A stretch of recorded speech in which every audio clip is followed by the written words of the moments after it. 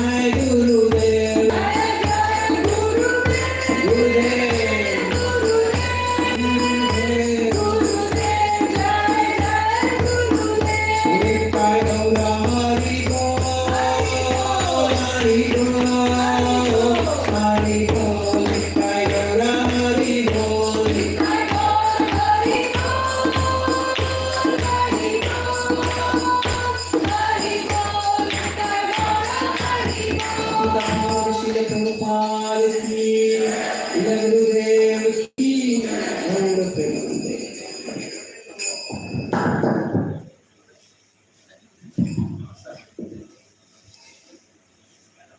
Why is not moving it? Why is not moving it?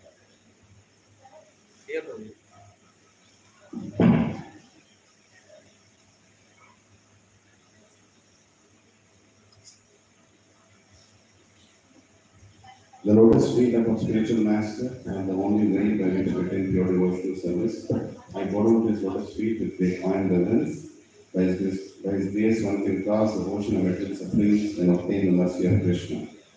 My only wish is to have my consciousness purified by the words emanating from his lotus mouth. Attachment to his lotus feet is the perfection that fulfills all desires. He opens my darkened eyes and fills my heart with transcendental knowledge. He is my Lord, birth after birth, among ecstatic eminence, violent become to destroy. The Vedic scriptures know his character. Our spiritual master is the ocean of mercy, the friend of the poor, and the loved master of the devotees. O Lokanath Goswami, O Master, be merciful unto me. Give me the shade of your lotus feet. Your fame is spread all across the three worlds. Srila Prabhupada ki Jai. So whoever have not broken their fast, they can take this, from Jagannath Puri. One of you can go and give to, is that true? Just lift your hand, who needs it, and Prabhuji will come and give it. Break your fast because you fast. So firstly, I congratulate devotees for having having taken darshan of Ramlala yesterday. Yeah, and we went to so many nice holy places. We had Katha in those places also, right? What were the places we went again? Hanuman Gadi, Lakshman Kila, Sarai Stam, Lakshman Mandir. Evening we went to Kanak Bhavan. We had a nice small Katha in Kanak Bhavan. And yeah, Nageshwarnath temple, then Kalaram, Goreram, just beside, like Prabhuji was saying, we were actually meditating on everything you were telling Prabhuji. While the whole Yatra, we were like seeing everything in the same vision that you were telling. So, there is a Hare Krishna, can everybody please settle down? Breakfast is only for elderly who are leaving right now, remaining all, we will have breakfast after some time. So, today, Hare Krishna. So there have been some change in plans. We've been talking to Prabhuji this morning. So basically, we want to have more katha. We want to have, how many here want to have more katha? Yes. Everybody is saying, today morning my wife also is saying, we need to have more katha. Yeah. So I requested Prabhuji that today he is going to give 2 hours katha. Haribol. Right? And because we have elderly who have gone for darshan, they will come back. Until then, we will have katha. And then, we will have breakfast and we'll leave. So today we will be going to Nandigram and what's the place called? Gupta Ghat. And then we'll come back. And then it will be around 2 o'clock, just with an expectation. So 2:30, 3 o'clock we'll have lunch. And then probably we'll again have a long katha in the evening. Right? And with this time 90 minutes. Somewhere around 4:30 we'll have 1 hour rest. And then to 6 o'clock. And then today evening we are going to the place called Suryakund, where Lord Ram had prayed, probably will tell more, but Lord Ram had prayed before he left from Ayodhya. And there is a very famous light show at that place, right, which is made. And we will be witnessing that. And there is also one other place, I'm forgetting the name, but we will also go to that place. Today we will be leaving the buses. Bus will be there at around 9:30 finish. So that will happen. And then tomorrow, we will have a long katha in the morning, because tomorrow is a concluding day. Right? So we'll have a long katha in the morning, and then we will go to another holy place, and from there we will be given good amount of time for either shopping, or we want to go and take one more darshan of Ramlala. We can do that also, because most of us have train around 2 o'clock. So we should leave from here at 1 o'clock. So we should reach here by 12 o'clock. Right? So from almost 9:30 to 12 o'clock, 2.5 hours is our time. We know how to do the darshan now. We know how to go. If you want to see the same place again, or you want to see the Kaliram temple again, whatever has gone into your consciousness, you can again go and repeat it tomorrow, or you can have one more Sarai Stan, if you so wish. So this is the plan, and more details will be revealed by Prabhuji. And one other announcement, I'm very excited to tell, I was requesting Prabhuji yesterday, is Prabhuji has agreed that he will take all of us to Sri Lanka Yatra. Somewhere around same time next year. But for that you all have to save some money because it's going to be a little expensive yatra. But that's going to be at least 7 to 8 days yatra. Because there are so many places we will see which will be revealed to us, how Sita Ma stayed there, war that happened there, the bridge that was made, right? So Prabhuji has gracefully agreed. Let us thank Prabhuji 3 Lord Haribol. But we'll have to plan a lot in advance. But one condition for the yatra, which I really feel I should ask is everybody should chant if you want to come to the yatra. Everybody. And 16 rounds is what you want to reach. Right? Because the consciousness is right and we are going to a very, very essential now. So without any more delay, let's welcome Mr. Shubha for 3 loud and enthusiastic. Haribol! Haribol! Haribol!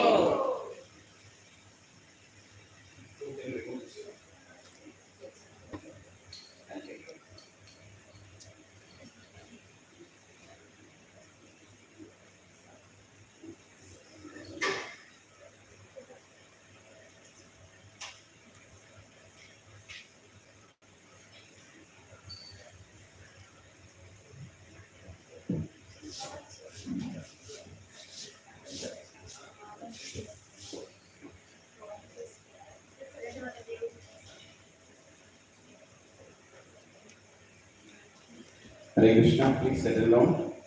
Hare Krishna.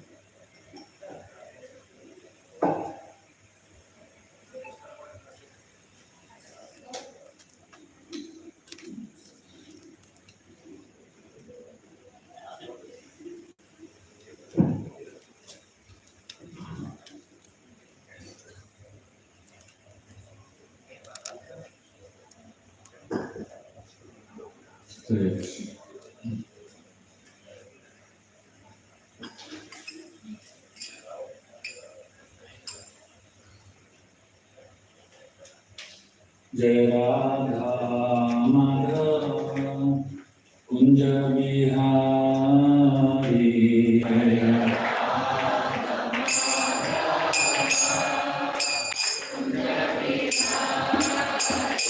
Jai Radha Madhav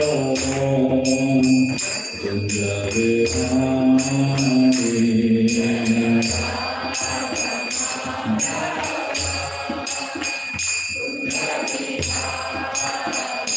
Gopi Jan Vallabh Girivardhari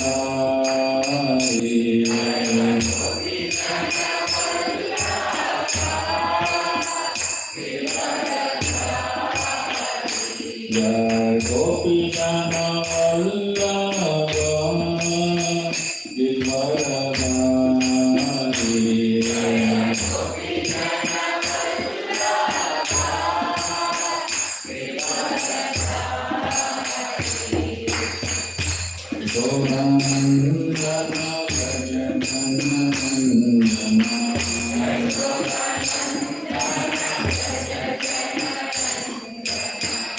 Yashodanandana Vrajanana Vandana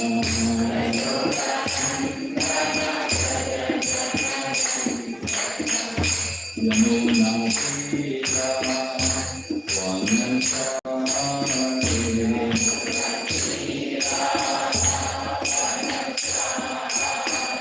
Yamuna Tira Vanachari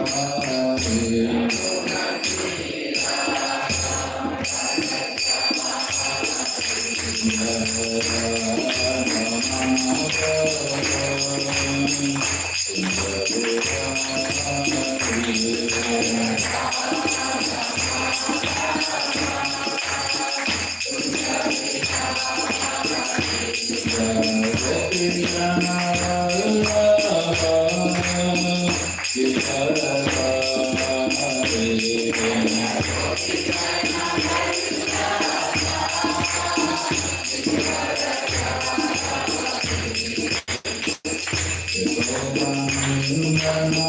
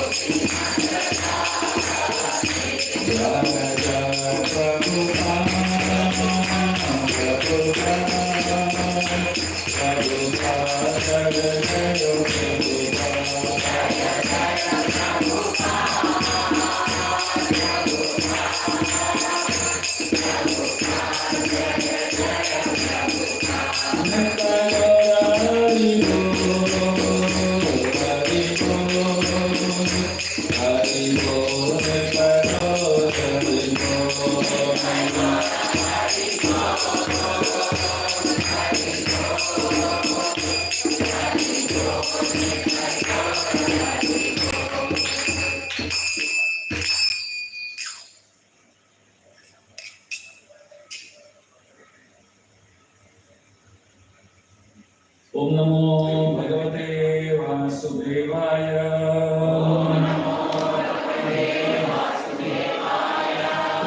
Om Namo Bhagavate Vasudevaya. Om Namo Bhagavate Vasudevaya.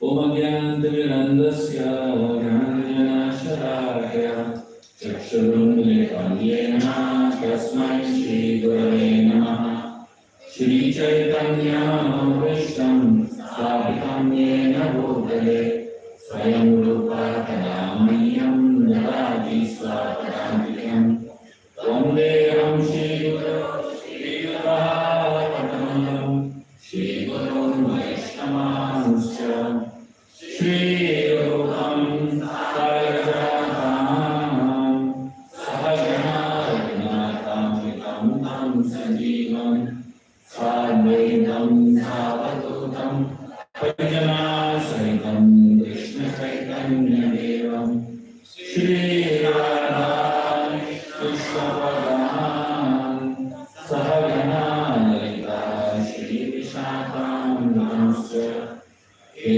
Krishna Karuna Sindhu Dinabandhu Jagapate Gopesha Gopika Kanta Radha Kanta Namostude Patakanchana Gaurangi Radhe Vrindavaneshwari Vrishabhanu Sudevi Pranamami Naribhye Vancha Kalpatarubhyascha Kripa Sindhubhya eva cha Patitanam Pavanebhyo Vaishnavebhyo Namo Namaha Jai Shri Krishna Chaitanya Prabhu Nityananda Shri Advaita Gadadhara Srivasadi Gaura Bhaktavinda Hare Krishna Hare Krishna Krishna Krishna Hare Hare Hare Rama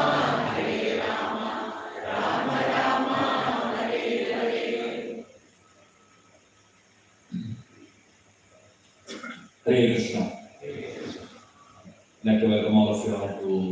Saturday morning's Katha. As I mentioned yesterday, that I'll be speaking today on Bharat Maharaj. Bharat Maharaj is considered to be one of the very, very important characters of the Ramayana. His mood and his consciousness is so supreme that many people actually consider Bharat to be almost at the same level as Lord Ram in his consciousness. I'll share with you all a little anecdote to help us understand that. So when Lord Ram killed Vali in Kishkinda, this was almost after 13 years of their exile. So when Ram killed Vali in Kishkinda, obviously Ram killed him from hiding, right? He shot an arrow from behind a tree. When Ram came in front of Vali, Vali asked Ram a question. He said, I can't believe that you have done this. You are the brother of Dharmatma Bharat, and you have done like this. Can you imagine what Vali said? Vali is comparing Ram with Bharat. So that means the impression that people had about Bharat was so high that somebody like Vali who is sitting in some forest, he is calling Bharat Dharmatma. That's the kind of impression that Bharat has created. And that's the kind of impression that Bharat has impacted the world with.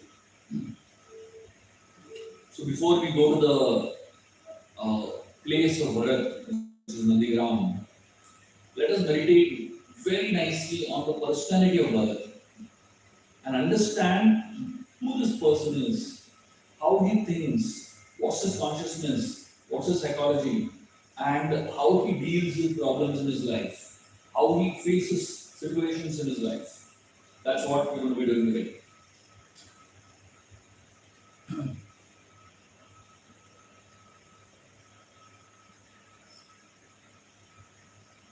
In Ayodhya, when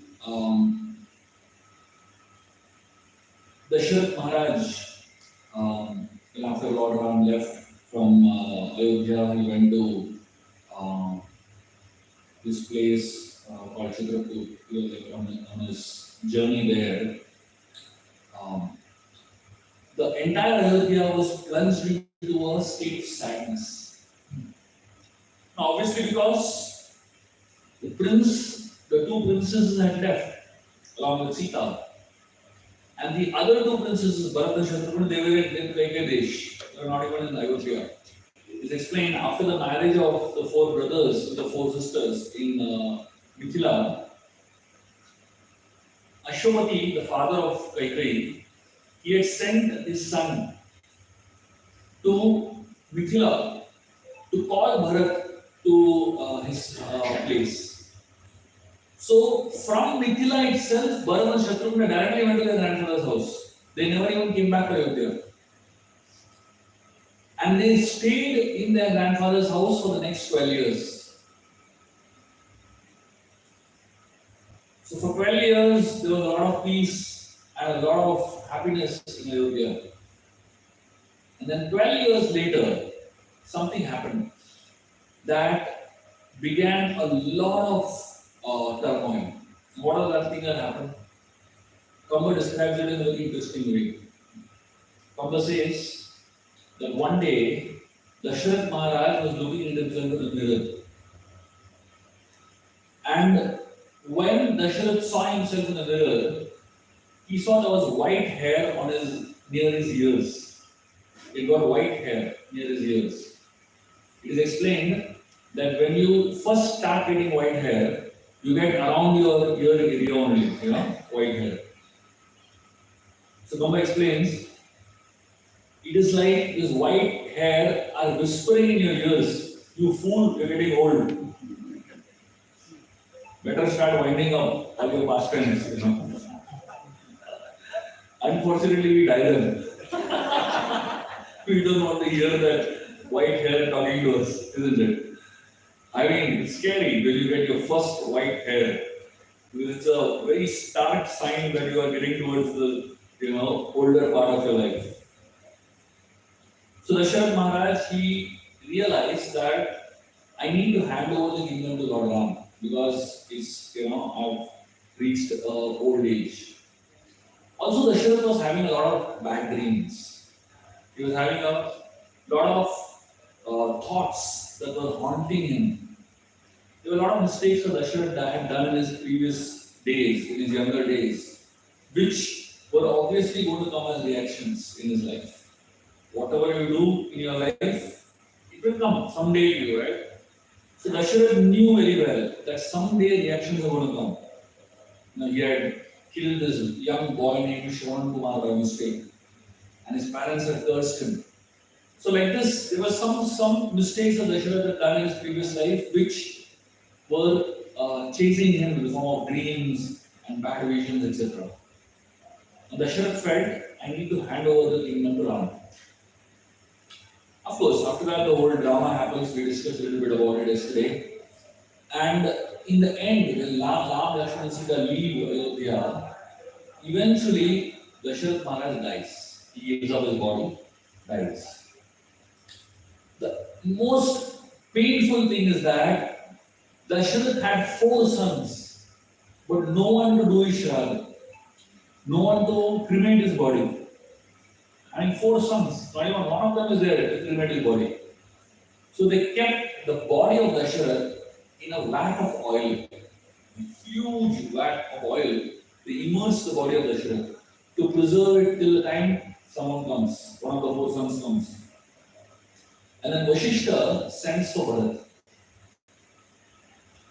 So when Vashishta sends his messengers to call Bharat back, the messengers are told very clearly, don't tell what has happened in Ayodhya. Why not to tell?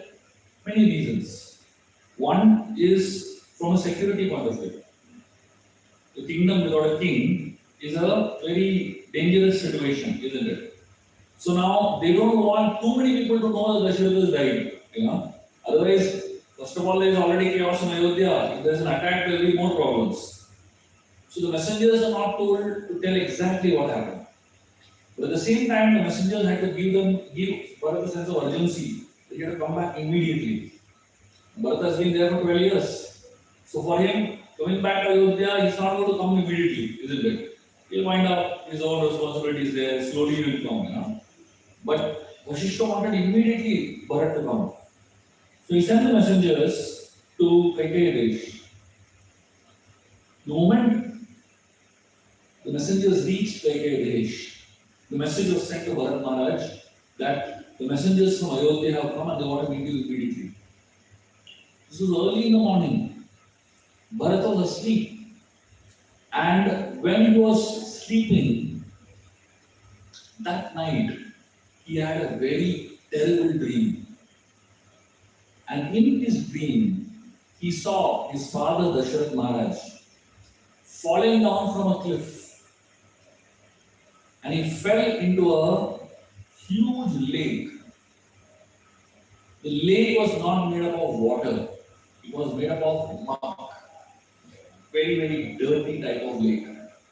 And Dasharatha was swimming in that dirty lake. And then he came out from that dirty lake. He was wearing black clothes. And he came out of that dirty lake. And he drank oil. Gingerly oil.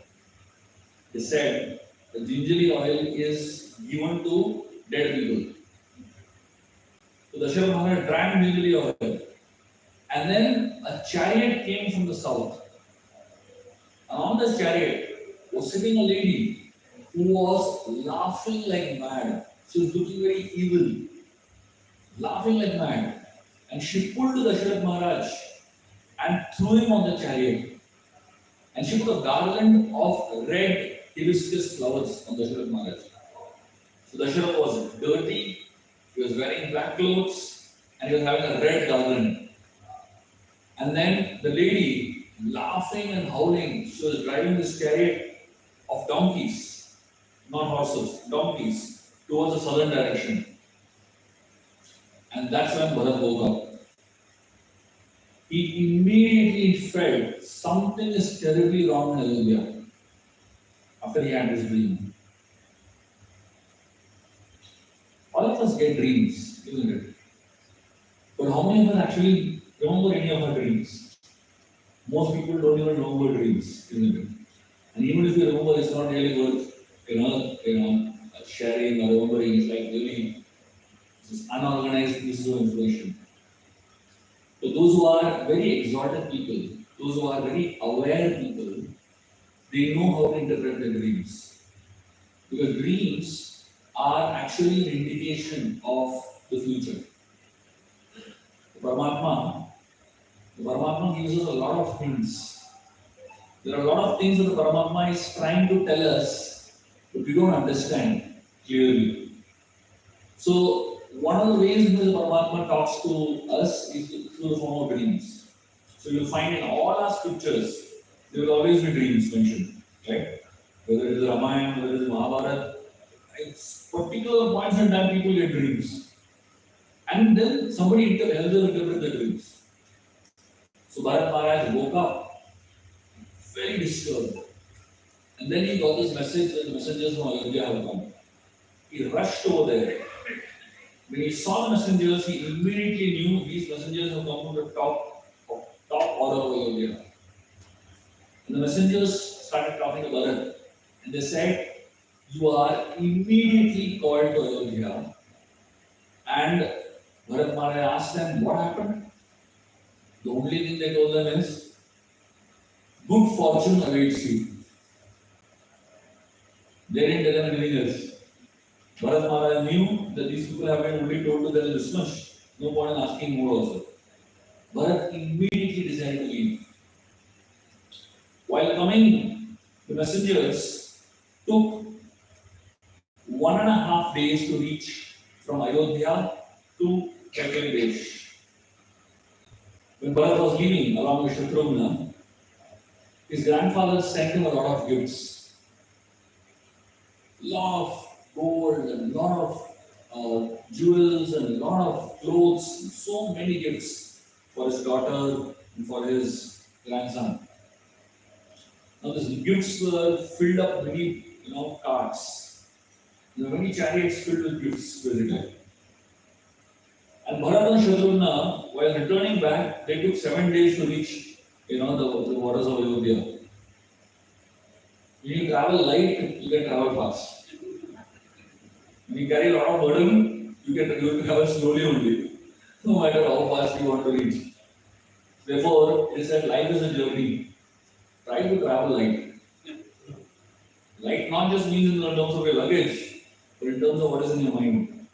A lot of us carry a lot of burden and a lot of heavy loads in our mind, isn't it? Which stops us from moving faster towards our destination. Bharat Maharaj, when he reached the borders of Ayodhya, he told Shatrugna, you take care of the entourage, I'm going ahead. He left the whole group and he went alone ahead. And then Shatrugna was managing, the whole group. Bharat went at full speed into the kingdom of Ayodhya. When he entered the kingdom of Ayodhya, right at the gate, he saw the 2 watchmen standing there at the gate, crying tears.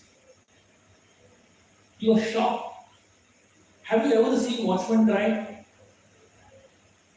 Even if a robbery happens, watchmen are not bothered. They are independent, they are in their own worlds basically. Here, outside Ayodhya, at the gate, the watchmen are crying. Bharat immediately understood.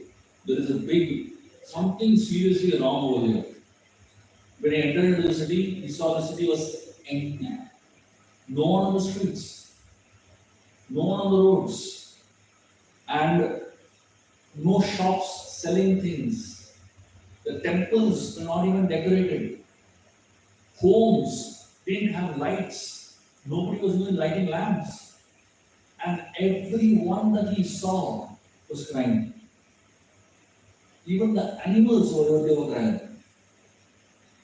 Bharat just couldn't understand what happened so bad that the entire city of Ayodhya is in a in a state of total mess. Bharat first went to the palace of Dasharath Maharaj, the king. He moved around the whole palace, he couldn't find his father. And Bharat knew if his father is not in the palace, in his palace, he will be in Kaikeyi's palace. So he immediately went to his mother's palace. And in his mother's palace, he saw a massive difference from what is happening inside Ayodhya. All of Ayodhya, there was literally like a mourning going on. Everyone's crying, everyone's sad. But the palace of Kaikeyi is very well decorated. Lot of lights, everybody is well dressed. He was shocked and amazed. What a difference! Yesterday, if you remember, the previous night, all of Ayodhya was well dressed, and decorated, and Kaikeyi's palace was dark, right? And now the whole of Ayodhya is dark, and Kaikeyi's palace is lit up. One person's selfishness can destroy an entire kingdom. Bharat Maharaj went to search for his mother. And then he saw his mother lying on a couch, very peacefully. And she was fast asleep. Bharat went, woke her up, and he asked her, what is happening in Ayodhya? Where is it? Why is everyone crying? And why is this whole chaos? Where is my father? Where is Dasharath Maharaj? He's not in his palace. So he was asking, all the details basically. And instead of answering directly, Kaikeyi started telling, oh Bharat, you have come from my father's house. My father's house is like my heaven. I am excited to know how my father is doing, how my brother is doing. Can you tell me more details? Bharat is asking something else, she is telling something else. And then Bharat tells her, what's wrong with Ayodhya? Where is the king? And Kaikeyi says something unbelievable. You know what she says? She says, Ya gati sarva bhutanam tam gatim te pita gatim. So essentially what she's saying is that your father has gone to the same place that every animal goes after death. Imagine saying like that about her husband, about the king of the land, about Bharat's father. Language is very important, because if you don't have the right kind of language, which comes from culture, you will always speak the wrong things. I remember many years back, one boy came to me and he told me something that shocked me. You know what he told me? He told me, Prabhuji, my father went off. I was for one moment thinking, what is this went off? Like switch, electricity, you switch off the fan, no? He's saying, father went off. It took me some time to understand that his father died. That's what he's trying to tell me. But the kind of language, this is like a Bombaya language, the kind of language that is used is so insensitive, so harsh, so disrespectful, right? And that actually shows a lot about your mindset. What kind of language you use, what kind of words you use, how you express your emotions, how you express your feelings. It shows a lot about your culture. So Bharat Maharaj, he got the shock of his life when he heard, her saying like that about his father's death. And then Kaikeyi, she started talking philosophically. She started telling Bharat Maharaj, the wise don't grieve for that which is inevitable. There is no point in lamenting about that which is perishable. The body will be destroyed at some point in time. Tears should be shed only if you can do something about it. But no matter how much you cry, your father is not going to come back. So stop crying and get up. Kaikeyi is speaking Bhagavad Gita only.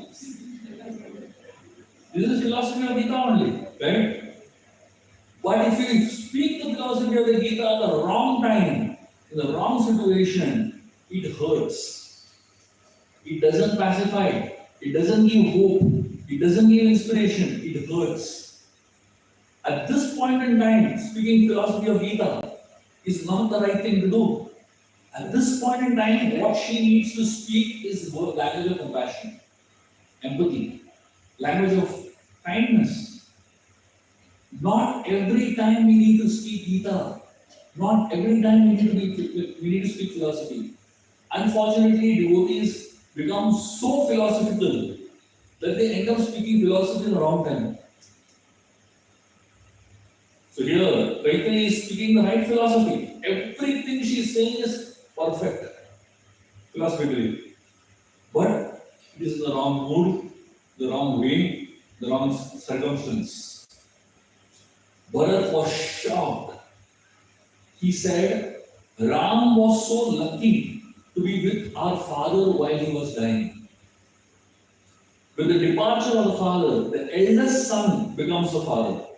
And from now onwards, I am going to be in the hands of Ram. Bharat says like that. So, then Bharat asked Kaikeyi, how did father die so suddenly? And what were the last words of my father? Kaikeyi tells Bharat, the last words of your father were, O Ram, O Sita, O Lakshman. These are the last words of your father before departing from this world. And he expressed that the ones who are most fortunate will see them return. So then Bharat asked, where did they go? Then Kaikeyi said they went to the Dandakaranya forest. And then Bharat asked something amazing. Look at Bharat's thought process. He is asking her, what mistake did Ram do? What was the magnitude of his sin that he was sent to the forest? Did he steal from some Brahmana? Did he harm anyone who was a person of virtue? Or did he do something impure because of which he was removed from the city of Ayodhya? Bharat is compared to a deep ocean into which unique rivers called virtues enter. So, for Bharat, dharma was most important. So, according to him, if Ram behaved adharmic, he was ready to let go of the relationship. Try to understand this. Look at the way he was thinking. His first question was, did Ram do something wrong? That he was banished like this to the forest. And if the answer came that yes, Ram did something wrong, then Bharat would not have any problem that Ram is banished to the forest. Because for him, dharma is most important. But Kaikeyi said something very interesting. Kaikeyi said that Ram cannot do any of these things. This is Kaikeyi Ram. And she said, I made him leave so that you get the throne. Now the throne belongs to you. Bharat was so much in pain. He started shouting at his mother. He said, what happiness? Look at this analogy that Bharat gives. He says, when a scorpion comes out of its mother's womb, it tears open the belly of the mother and comes out. That is how the scorpion, normal human beings born from the mother's womb. Have you ever seen any baby tear out of the mother's womb and come out? Never happened. But in scorpion's family, the scorpion baby tears open the belly of the mother and comes out. So then mother dies, basically, while giving birth to the baby. So he's asking, what happiness does a scorpion get when it tears open its mother's belly and comes out? And he says, what happiness is there in ruling a kingdom after causing the death of my father? And after, banishing my brother? He says, the moment you told me these words, I died that time only. And a dead body cannot rule a kingdom. He says, only a fool cuts down a tree on which he is sitting. So he says that I need nourishment, and for me, the root of this tree is my father, and the branches of this tree are my brothers. For me to survive, I need the root and I need the branches. And he says, as soon as I accept the kingdom, the sin of killing my father will come on me. If I sit on the throne, then I will get the sin of killing my father. So, Bharat says, my dear mother, you have not given me the gift of kingdom. You have given me the gift of infamy. Forever, people will criticize Bharat for doing such bad things to the father and the son. And Bharat says that how can you do like this? He says, Kaushalya always loved you like a younger sister. And even you had so much love for Ram. So he says, you were called as Sumukhi because you would be constantly chanting the name of Ram. So someone who constantly chants the name of Ram is called Sumukhi because Mukha means mouth and Sumukhi means good mouth. And you would be called as Sulochani because your eyes would look at anything else only after looking at Ram first. So you were called as Sumukhi and Sulochani. But how have you become Kumukhi and Kulochani? Bharat is asking her, Kumukhi means you have a vulgar mouth.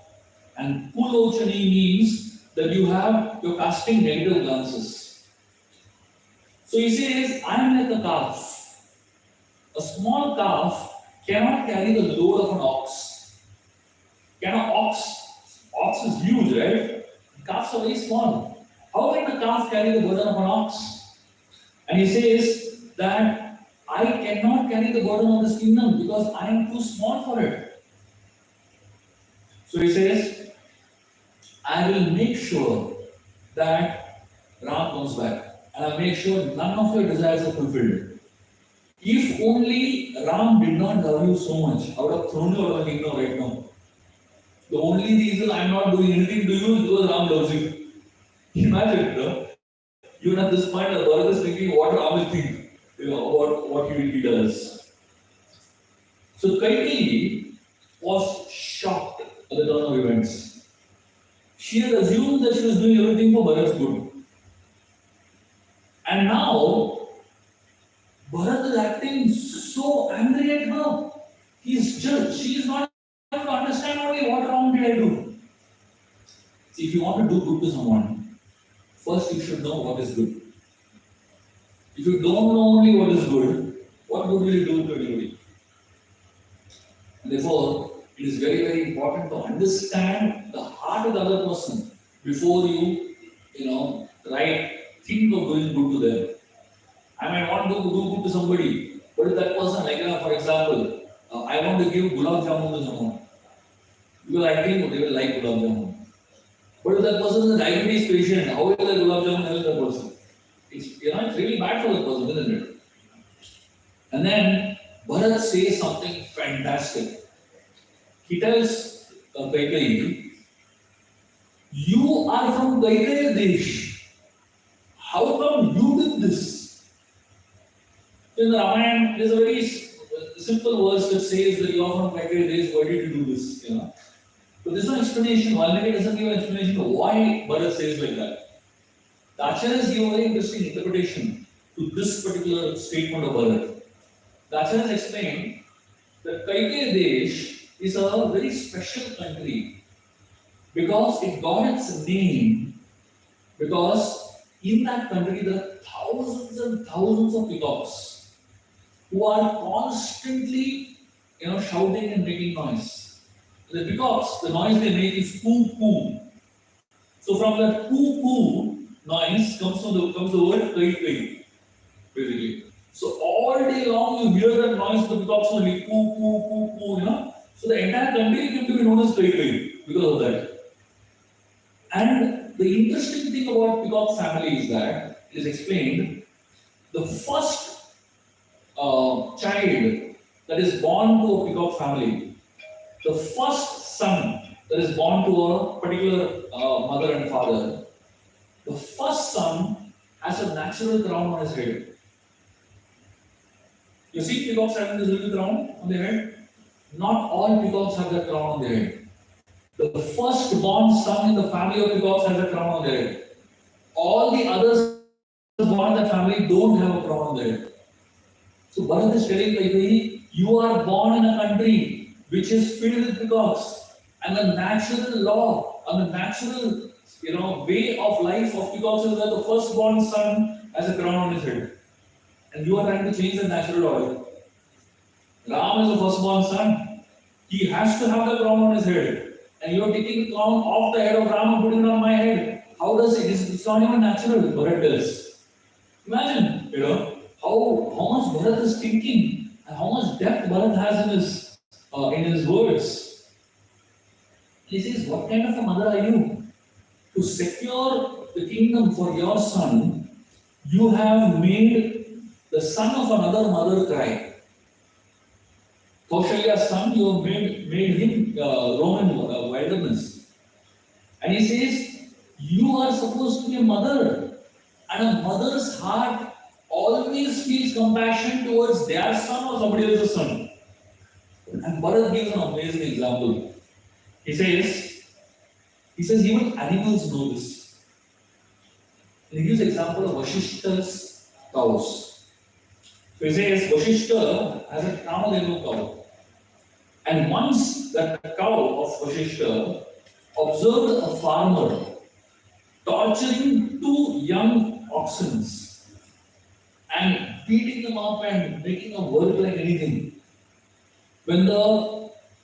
At some point the oxen they fell in exhaustion, basically. And when this Kamadhenu cow of Vashishta saw these two oxen falling down in exhaustion, they were not her children.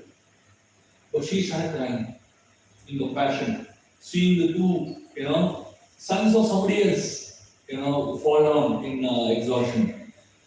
And so she experienced the pain of a mother. So Bharat is telling, how come you are a mother and still you don't experience the pain of another mother? And you give pain to another mother instead. Bharat, he is so disturbed that he begins to roll on the ground, crying, howling, shouting. And he says, since I have not accepted this kingdom, the sin of killing my father will not come on me. And he says, I will purify myself by doing severe austerities. And I will make sure that Ram comes back. Kaikeyi, she's wondering what just happened. Her whole plan backfired. She planned everything meticulously. She did every single thing perfectly. And she got what she wanted. The only thing she forgot to think about and calculate and examine very carefully is Bharat's intentions. She calculated everything else carefully. But the only thing she and Mantra completely forgot is what will Bharat think. Whether Bharat will want it, They forgot that permanently. Bharat leaves from Kaikeyi's palace and rushes to the palace of Kaushalya. And when Bharat reaches the palace of Kaushalya, he runs and embraces Mother Kaushalya. Mother Kaushalya hugs him and starts crying piteously. After a few minutes of crying, she pushes him away. And suddenly her mood changes. She says, it's time for you to enjoy. Your mother has done what no other mother has done in history.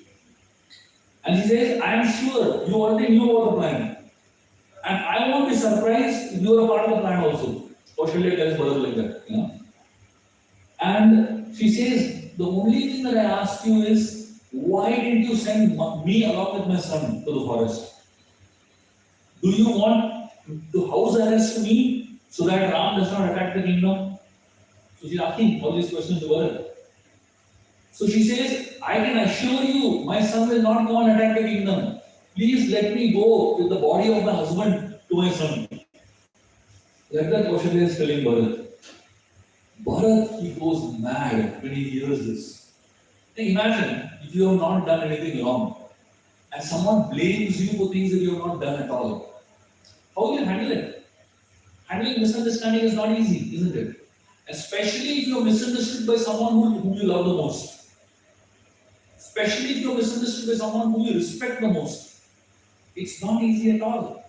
Bharat was so bewildered and so hurt by the words of Kaushalya, he started taking a series of vows. These vows are called negative affirmations. If you look at the series of vows that Bharat takes, it's amazing. The Ramayana is a very interesting book. Through a story, the Ramayana teaches us so many lessons actually. So if you hear the series of vows that Bharat takes, you actually understand what all things human beings should never do. So he says, if I have done this, if I am anyway responsible for what has just happened in Ayodhya, for the banishment of Ram, for the death of my father, if I am anyway even remotely responsible for it, let all these sins come upon me. He says like that, and he begins to take a series of vows. And he starts talking about a list of sins that human beings should never do. And he says that let the sin of collecting taxes without ensuring protection come on me. He says, let the sin of breaking the codes of warfare come on me. So he says, let the sin of running away from a battle come on me. Let the sin of imposing heavy labor on an employee without giving sufficient money come on me. Very interesting, especially for those who are working in the IT sector. And very interesting sin that Bharat is talking about. So if you make somebody work a lot but don't pay them enough, you get a sin, basically. And then he says that let the sin of going back on a remuneration promised to a priest come on me. And then he says, look at this one. Let the sin of eating food without offering it to God come on me. He says like that, you know. And then he says, let the sin of disrespecting teachers come on me. And look at this one. He says, let the sin of sleeping in the twilight hours come on me. What is the meaning of twilight hours? Sunrise and sunset. So he said, if you sleep during sunrise and sunset, it's a sin. Every second person today is committing that sin, isn't it? And then he says, let the sin of mechanically studying the scriptures come on me. So if you're reading the scriptures, mechanically, it is considered to be sin. And then he says, let the sin of overlooking the subtle message of the spiritual master come on me. So when the spiritual master is giving a message, you know, there is something that is gross and there is something that is subtle, right? So in any lecture, there is always a gross component and there is a subtle component. The gross component is easy to understand, but the subtle component is not easy to understand. Because subtle components requires intelligence and application of your intelligence. People don't want to put their intelligence into studying scriptures, in understanding, you know, what the spiritual master is trying to say. Why? It requires you to tax your brain. That's why people prefer TV, people prefer, you know, OTT, people prefer movies. Why? Nothing to think on. But people don't prefer reading books because you have to think a lot there, you know. So here Bharat is saying, let the sin of not understanding the subtle message that the spiritual master is trying to convey through his words come on me. And then he says, let the sin of falsifying the hope of a beggar come on me. So when you're walking on the street or in a car or something like that, the beggar comes to you and you put your hand in the bag, but before you give it, the car goes. That, you know, you're given hope to that fellow and you break that hope. That's the yes. Not enough, I will tell the whole thing. Because these are such subtle things. says, look at how Bharat is speaking. And Bharat is just spontaneously speaking all these things. It's just so amazing, isn't it? And these are all so subtle things that we all need to know. So when we study Ramayana, I don't know, I mean, I'm sure all of you have heard the story of Ramayana so many times, probably read Ramayana also. But have you ever come across these things? These are such deep statements, and this is very much part of Ramayana. This is what Ramayana is. If you miss this, then what have you got? If you miss this, you have missed the essence of Ramayana literally, basically.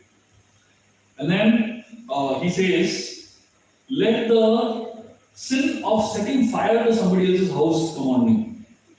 And he says, let the sin of polluting drinking water come on me. And then he says, let the sin of poisoning others' food come on me. And he says, let the sin of disappointing a thirsty person, in spite of having sufficient water, come on me.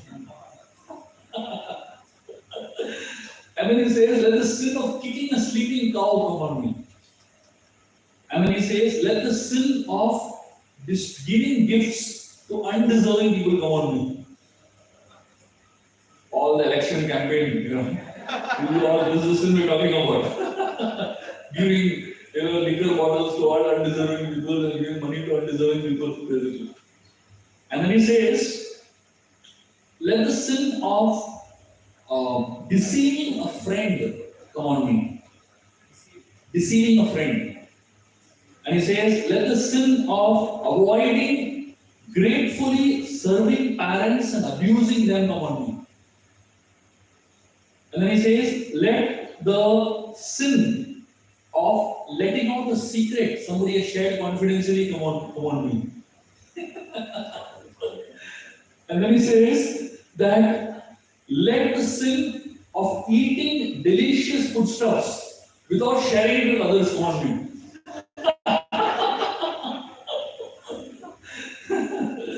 So he says, if you are surrounded by family and servants and you eat delicious food without sharing with them, it's a sin. And then he says that the sin of abandoning his dependence and maintaining dependence through sinful occupation come on me. Now when Bharat says all this, a list of all the sins that is possible in this world, Kaushalya comes running and covers his mouth.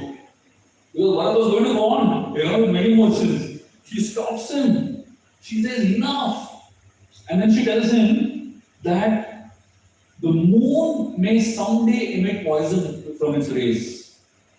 The snow may someday emit fire. Aqueducts may someday stop living in the water. And spiritual practices may someday stop eradicating sins.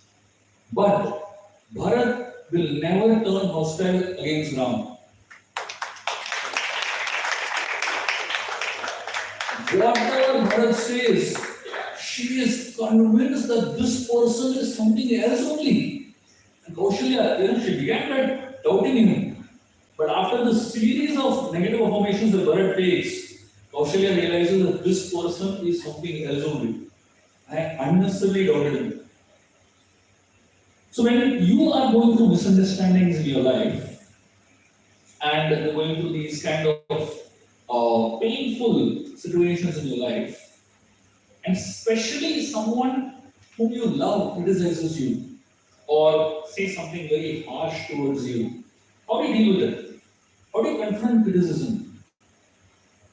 Bharat asked himself 3 questions when he was criticized by Kaushalya. He asked himself 3 questions. And whenever anybody criticizes you, you can ask yourself these 3 questions. The first question that Bharat asked himself is, why is she criticizing? Is she criticizing out of a personal profit or gain? And by criticizing, she won't gain anything. That's the first question. The second question he asked is this criticism from a personality that I respect? The third question is, he asked himself is criticism her habit?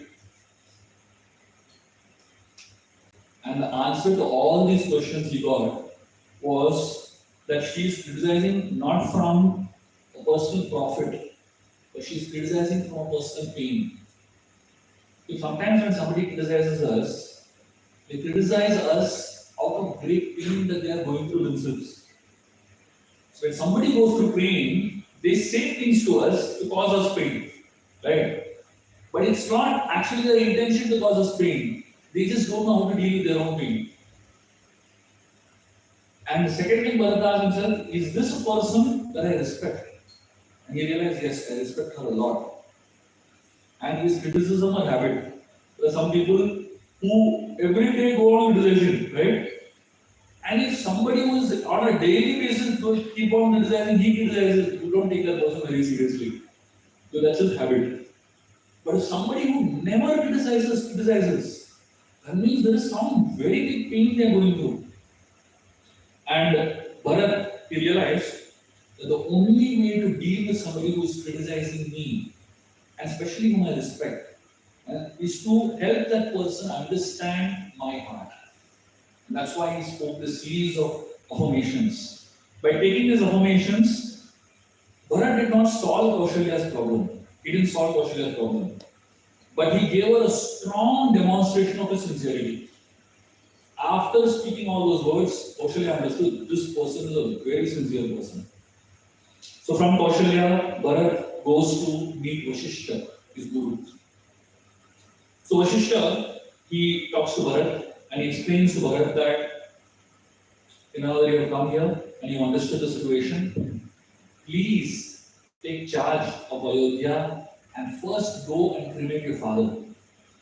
Dasharath Maharaj, the king of such a big country, he has been lying in a vat of oil for more than 12 days now. What a sad thing, right? If somebody who has 4 sons, who is the king of such a big country, he has to lie in a vat of oil for 12 days. So Vashishta says, first let's give him what he truly deserves, a royal cremation.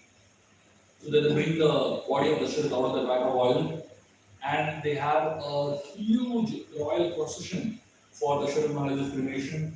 The entire country participates in the cremation of Dasharath Maharaj. And after the whole cremation gets over, Bharat Maharaj, he is contemplating on what has happened over the next 12 days. There was a 12-day mourning period in Ayodhya where practically nothing happened. The whole country was shut down and everybody was just mourning, crying for the loss of their king. It is explained that grief and mourning, the period that is given of 12 days and 13 days, is a very important period in a person's life. If someone that you love dies, you should spend a certain amount of time mourning for the death of that person. You know why?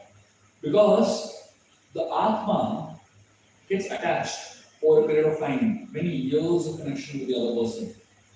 And it is important that for that soul to go to the next destination, there should be a proper release. There should be a proper a period of separation. Mourning period, the 12 days, is a very important period where the Atma tries to reconnect back with people that it loves. And in that period, if people whom the Atma loves are very grateful, they are very thankful, and they are very prayerful, then the Atma actually feels great satisfaction that I have lived a good life here, I have done a good job here, and now all of them are grateful to me, now I can go ahead in my journey.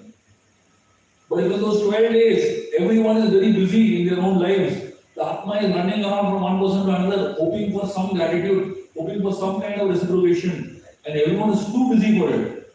The Atma, it doesn't feel any satisfaction only. It feels that my life is incomplete. And therefore, the Atma it doesn't transition to its next phase. Bharat Maharaj, after these 12 days of mourning period, Shatrugna and Bharat were at one point in their room and they were having a discussion. Bharat was discussing with Shatrugna, why did Lakshman not take any action? Usually, Lakshman is a angry young man. He always speaks up when he sees something wrong. Says, Lakshman was here. How did Lakshman allow this to happen? Bharat and Shatrugna were discussing with each other. And while they were having this serious discussion with each other, they heard, ankle bells. And they heard the tune of some strange offbeat singing. There are some people who should not sing. It is best for the world if some people don't sing, Because if they sing,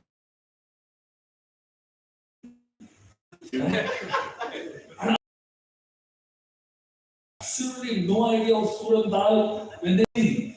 They think they're singing very well. That is an unfortunate illusion that all of us are in, right?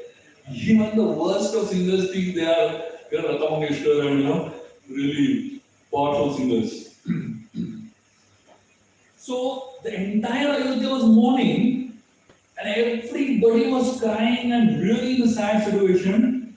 And this one person is singing, some film song roaming around in the palace of Ayodhya. And it is explained that the entire hunchback of Manthara was filled with gold chains. And she had heavy cosmetics put on her face. And it is explained, Manthara resembled a female monkey that was tied with golden ropes. See, you should know how much to wear gold and any kind of jewelry. Anything that is done ati becomes too much. It becomes very ugly. Makeup when it is done ati, it becomes very ugly. Rather than anything that is done a little more than needed, it really becomes bad. So when this Manthara was roaming around like this, the doorkeeper caught her neck and dragged her and brought her to Bharat and Shatrugna. And this doorkeeper, he tells Bharat and Shatrugna that this lady is the one responsible for all the pain that Ayodhya is going through. She is the one who brainwashed your mother. And this lady, Manthara, she is warning these people. She is saying, you don't know who I am. And she's talking about her connection with Kaikeyi. And Bharat and Shatrugna were informed how she manipulated Kaikeyi so much. Shatrugna yelled at her, caught her hair, and began to pull her all over the floor. And she was shouting and yelling. And somehow Kaikeyi heard this, she came running to save Manthara. And Bharat, he tells Shatrugna, stop this. Bharat tells Shatrugna, if I was sure that Ram will not be displeased, I would have killed Manthara long back. And he says, my brother, she tells Shatrugna, it's a great sin to kill or harm a woman. He says, if Ram comes to know that I have harmed this woman, or we have harmed this woman, even if he justified to him that she was the one who brought so much pain to the whole of Ayodhya, he would still not be happy. In fact, he would stop talking to us for the rest of our life. And Bharat says, just let her go.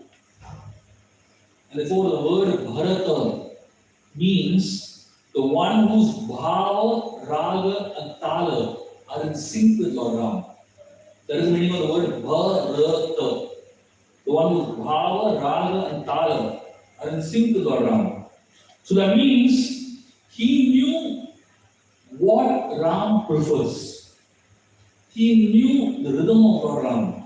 He knew the thought process of Lord Ram. It is very important for a disciple to know the mindset of the Guru. It is very important for the disciple to understand the flavor of the teacher. Every teacher has his or her own flavor. They have their own mood. They have their own preferences. They have their own ways of looking at life. And a good disciple is someone who learns to align with the mood of the teacher, who learns to align with the bhava, raga and tala of the teacher. And Bharat, he understood the mood and mission of Ram perfectly, and he was ready to align his life's priorities according to the mood mission of Lord Ram. And that's why Bharat is considered to be such a special character in Ramayana. One time, the four brothers were playing together. When they were small, they were playing. And Ram asked the brothers, let's divide into teams. Lakshman was very scared of being put in the opposite team of Ram. He quietly told Ram that if he is put in the opposite team, he will not play. Pushpani declared, Lakshman. And Bharat, he admires Lakshman for his intensity of love for Ram. Although Bharat also doesn't want to be in the opposite team of Ram, but he feels too insignificant to even open his mouth. He says, how can I express my desire in front of Ram? If he doesn't say, who will do? And then, of course, people think that his silence means that he is indifferent to Ram. Actually, that's not the way it is. His silence means that he is so respectful to Ram, he can't open his mouth only and express what he wants. He doesn't want to. He'll just do whatever Ram says. Ram looks at Bharat, and Bharat immediately knows what Ram wants. Ram doesn't even tell Bharat, you'll be in the opposite team. He just looks at him. That's Bharat directly goes to the opposite team. And then Bharat agrees to be the leader of the opposition team. The audience thinks that Bharat is not like Lakshman. Lakshman cannot bear any kind of separation from Ram. He can't be in the opposite team as Ram. Lakshman can't be in the opposite team as Ram. So apparently we see only the actions, but we don't see the emotions behind the actions. For Bharat, what he thinks and what Ram thinks have to be in alignment. That's all. So Ram, he throws the ball at Bharat. And Bharat, he thinks the ball is leaving the association of Ram and the ball should be punished. He hits it very hard. So when Bharat throws the ball at Ram, Ram thinks this ball has come from the hand of Bharat. So I should handle it with a lot of care. So he hits it very softly. The audience thinks that Bharat is desperate to win. And he's ready to hit the ball so hard against Ram. But actually here a different match is going on. Like a different level of match going on here. So that's why Bharata, he is someone whose consciousness is so much aligned with what Ram thinks, Ram wants, Ram prefers. That whatever he does in his life, it's in complete alignment with this thought process. So then, that night, Bharat and Shatrugna go to sleep. The next day, early morning, this is the 13th day, technically, after the morning period is over. Early in the morning, Bharat is sleeping in his bedroom. He's woken up with music. See, when we wake up, there's an alarm clock ringing. Very harsh alarm clock. Very painful way of waking up, isn't it? But when a king is woken up, he is woken up in a very elegant way. The soft music, according to the mood of that hour, according to the raga that is meant for that particular time of the day. Very melodious music with so many instruments, not in a harsh way or very soothing way. And like that, the king is woken up with glorification and all that. So here, on the 13th day, the first early morning, Vashishta had purposely organized waking up of Bharat in this way as a king. Why? Because Vashishta wants to test Bharat to find out what is actually his intention. What is actually he thinking and wanting. Bharat might say, no, I don't want the kingdom, but inside he might say, I want the kingdom. Whenever you go to take prasad, and somebody says, no, Prabhuji, please, don't give. And your hand is like this, and evidently they want it, isn't it? So Vashishta is trying to figure out what is his subconscious desire. And the subconscious desire of a human being is known best in sleep. Just when he is about to get up and not getting up, that phase when we are in that not yet slept, not fully awake state, that is when your subconscious desires are very visible. That's why it says the early morning time when you get dreams and it reflects a lot of your desires because the subconscious state is very active then. So when Vasishtha arranges for this musical, the moment Bharat gets up, he closes his ears and shouts, "Stop this! Stop this!" And he looks at Shatrugna and tells him, and he's saying, "I am not the king, stop this." And he looks at Shatrugna and tells him, "Just see how much harm our mother has done. The kingdom without a king is like a stray boat without a rudder." Vasishtha observing all this. He smiles and walks away. Because he understands that this person actually has, no subconscious desire also of having the kingdom. So the next morning, it is a full courtroom. This is the first time after departure of Lord Ram that a full court gathering happens. And Vasishtha has invited all the most prominent citizens of Ayodhya to be there. Because a very important decision has to be taken over here.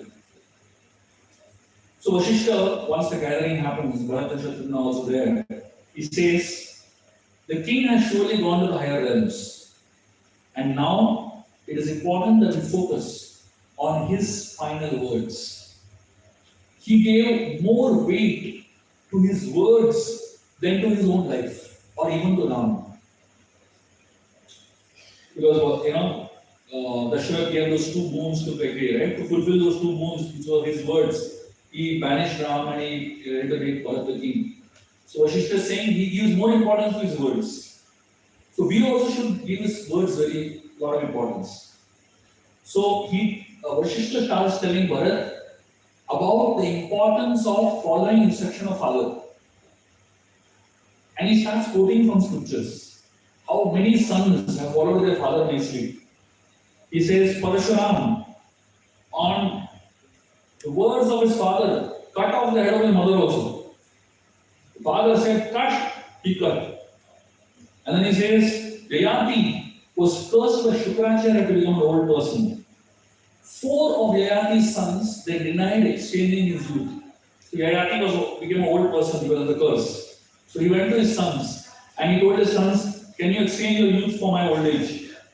4 of his sons said, no, Dad, how can we have to enjoy our life? How can we exchange our youth for your old age? They denied. But the 5th son, Puru, he accepted. He took the old age of his father and gave his youth to his father. And Yayati was so happy with Puru that he gave him the kingdom. So like this, Vasishtha was telling about the glory of being a good son, obedient son, following the instructions of the father. Bharat Maharaj hears this. Bharat Maharaj tells, first of all, an ornament, when you wear ornament, an ornament is useless for a naked person. If you wear clothes, then ornament looks beautiful. But if you don't wear any clothes, ornament looks ugly. Naked person wearing ornament doesn't make sense. So he says that just like, there is no question of, me taking up this kingdom. He says just like a lot of resources for enjoyment is useless for a diseased person. If somebody is diseased, what is the point in you having so much chapan bhog in front of you, right? So he says, just like chanting mantra is useless for a person who is not devoted to God. And just like a handsome body is useless for a dead person. Similarly, he says, all that I possess is useless without Ram. And then Bharat says, the kingdom and I. Sitaram Jai Sitaram, Sitaram Jai Sitaram, Sitaram Jai Sitaram, Sitaram Jai Sitaram, Sitaram Jai Sitaram, Sitaram Jai Sitaram, Sitaram Jai Sitaram, Sitaram Jai Sitaram, Sitaram Jai Sitaram.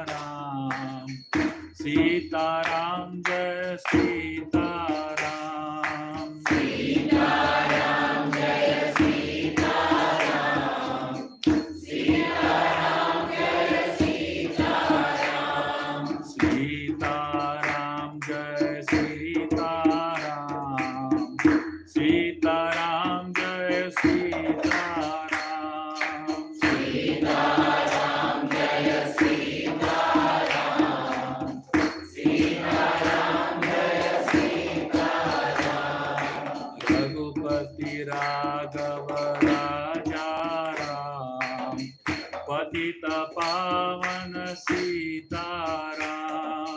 Ragupati Raghava Raja Ram, Adhika Pavana Sitaram.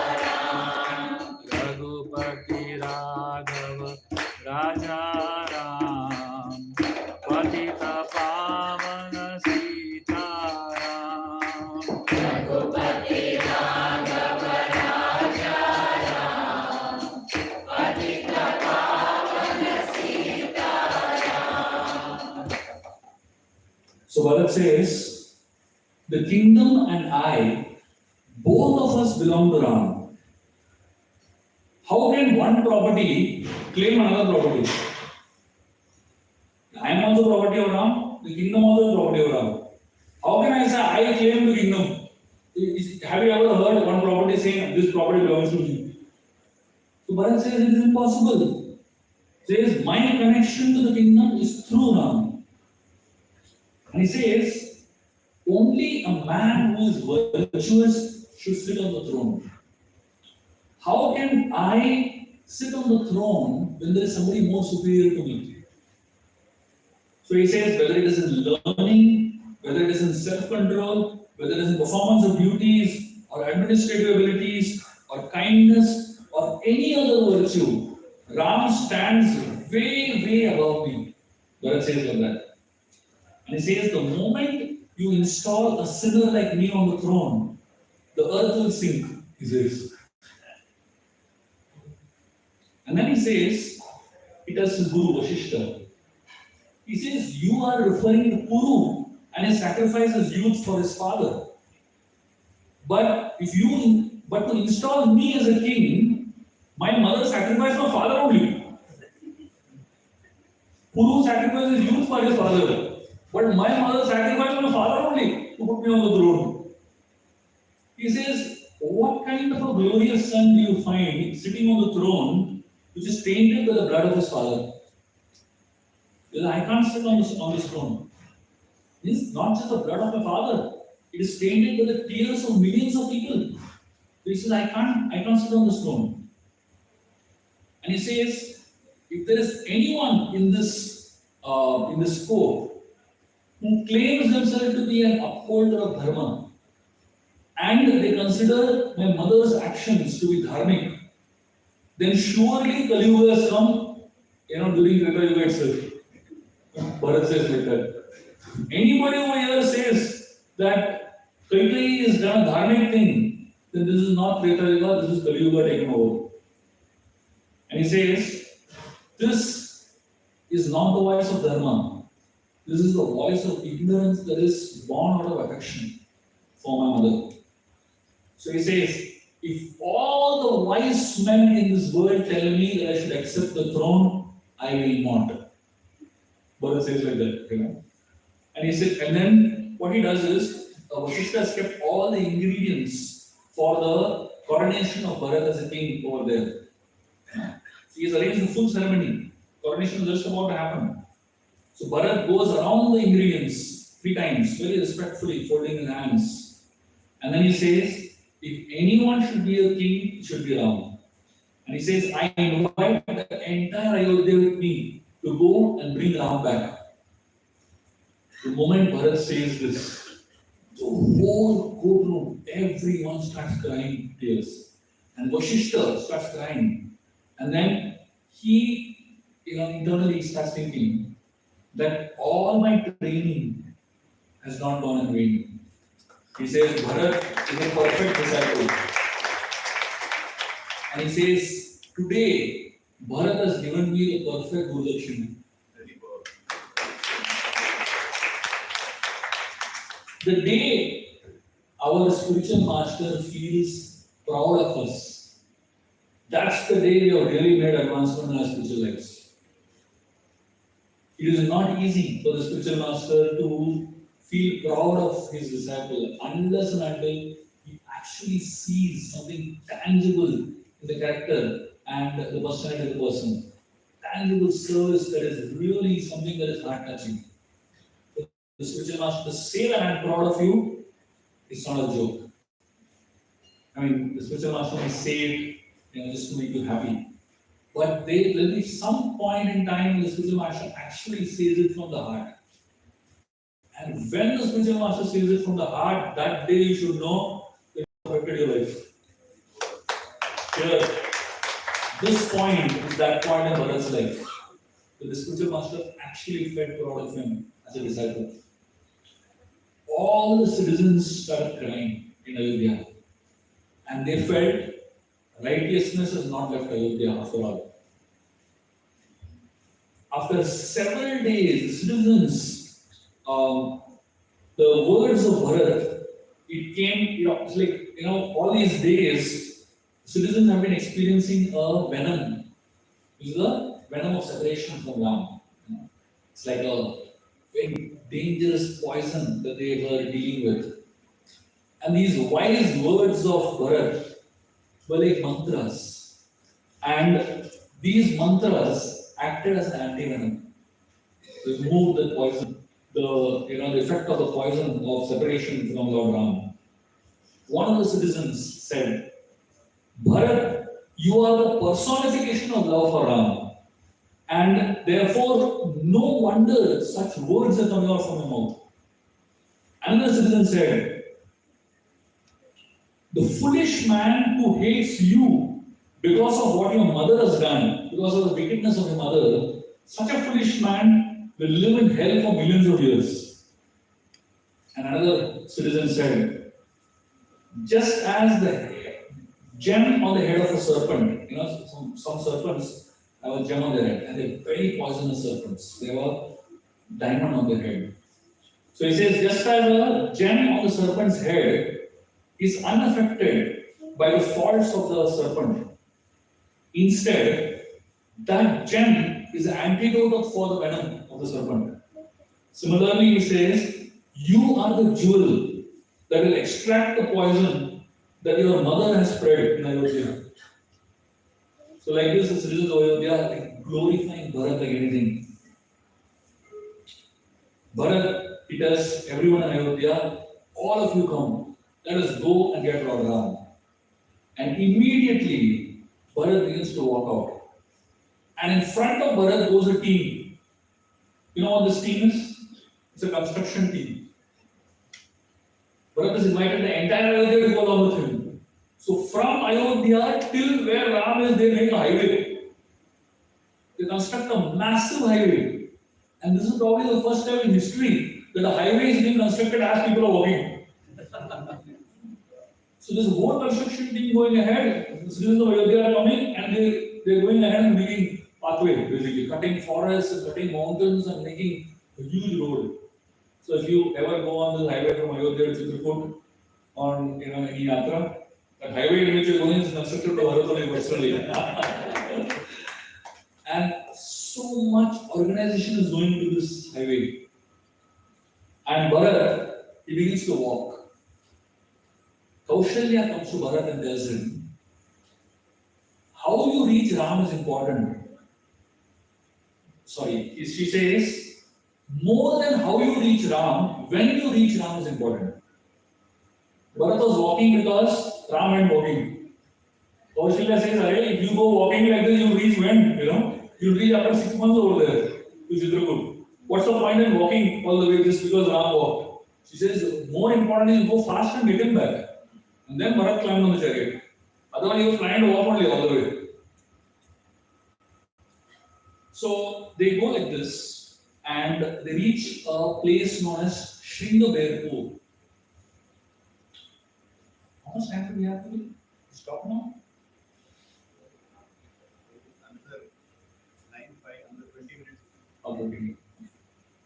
So Bharat and all the citizens of Ayodhya, they reach this place known as Shringaberpur. Shringaberpur is a beautiful place. If someday you are going to Chitrakoot, on the way to Chitrakoot, you'll find this beautiful place called Shringaberpur. It is close to Prayag also, somewhere in that area between Prayag and Chitrakoot. So in Shringaberpur, I'll tell you what the speciality of this place called Shringaberpur and what is the meaning of the word Shringaberpur. Shringaberpur is a forest village where a group of tribals stay and they are headed by this person called Guha. And the speciality of this village of Shringavirpur is that they create dolls which are stuffed dolls.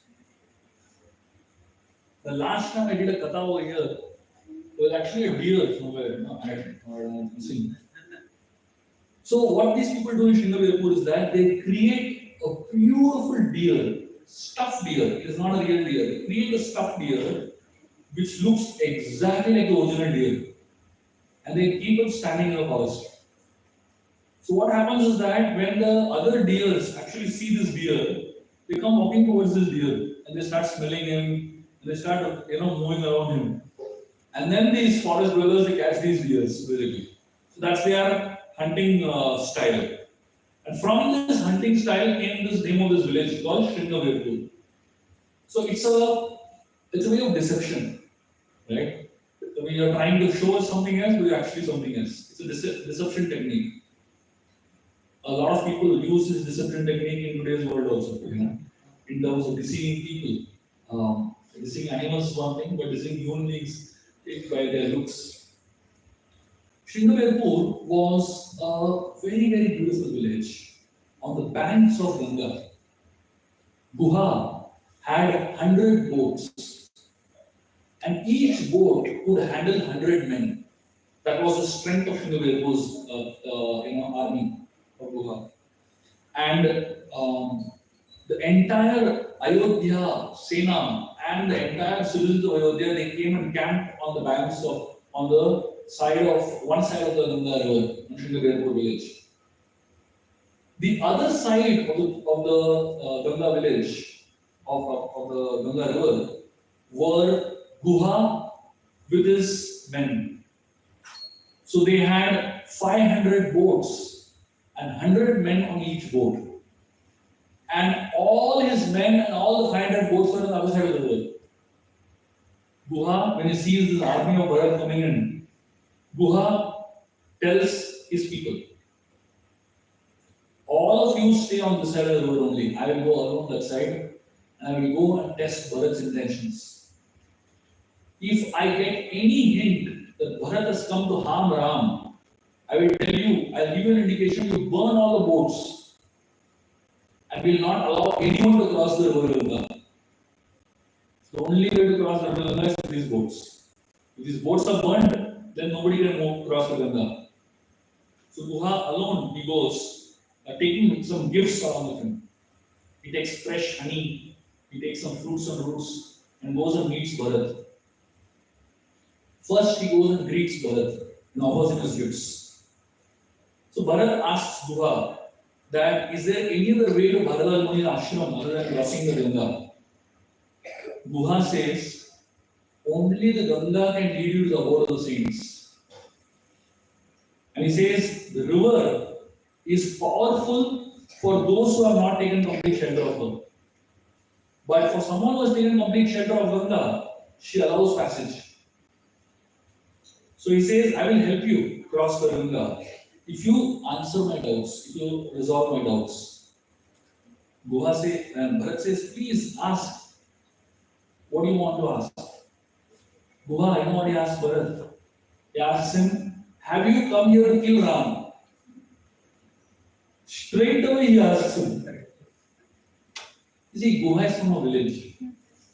He's from a forest village. He doesn't know how to mince words. He doesn't know how to be diplomatic.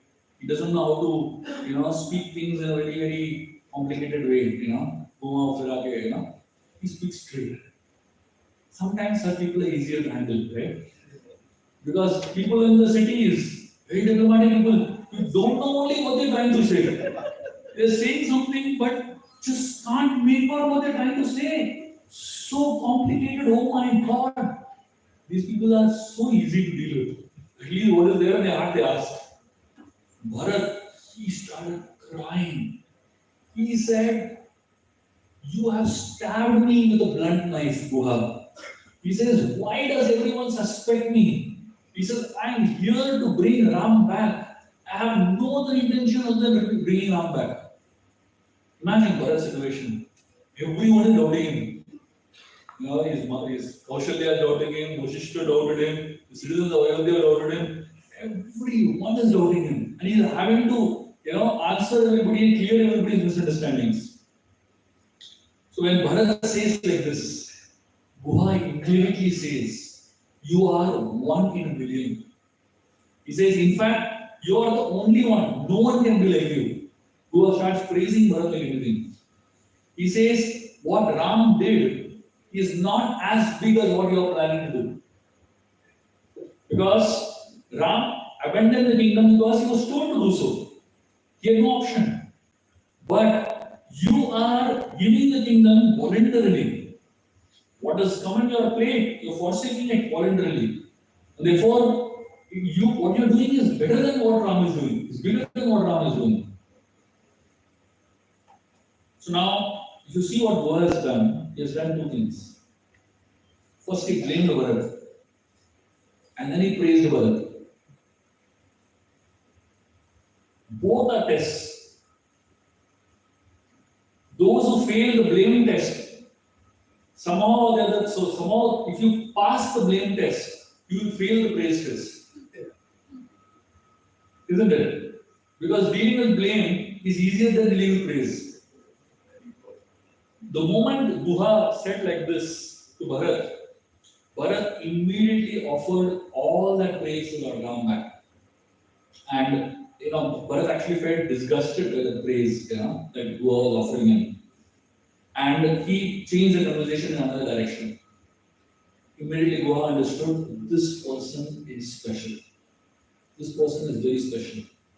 Because in our lives, if you actually see, handling blame and praise is not easy. If you have ever been blamed in your life and think about how you reacted, usually you get very angry at the person who blames you, isn't it? Because somehow there is an element of truth in what he's saying. When somebody blames you for something, there is some element of truth in what that person is. That's why you get very angry. Here, Bharat, instead of getting angry when he is blamed, he starts actually feeling sorry for himself. Instead of defending himself, saying that you're wrong, or criticizing and blaming Guha again, he actually starts showing his love for Ram. And when Guha praises him, instead of smiling, instead of saying, yes, you're right, instead of agreeing, he changes the conversation completely. And therefore, one of the biggest tests that one can come across is a blame and praise test. If you pass the blame test, you end up failing the praise test. If you pass the praise test, you end up failing the blame test. And both of them together actually improve your character. So the next day morning, so that night, Guha, he takes Bharat to that place where Sita and Ram slept for that night. For that night when they were there, a few days back, few weeks back rather. So that place was preserved with Guha as it is. The leaves, where Sita and Ram lied down on. Guha preserved it because he knew it is a holy place. And when Bharat saw that place, on the floor there was leaves and flowers dried up now, and he saw small particles of gold of Mother Sita's jewelry on that stuck to the leaves. He started crying like anything. Holy places are formed by the spirit of sacrifice.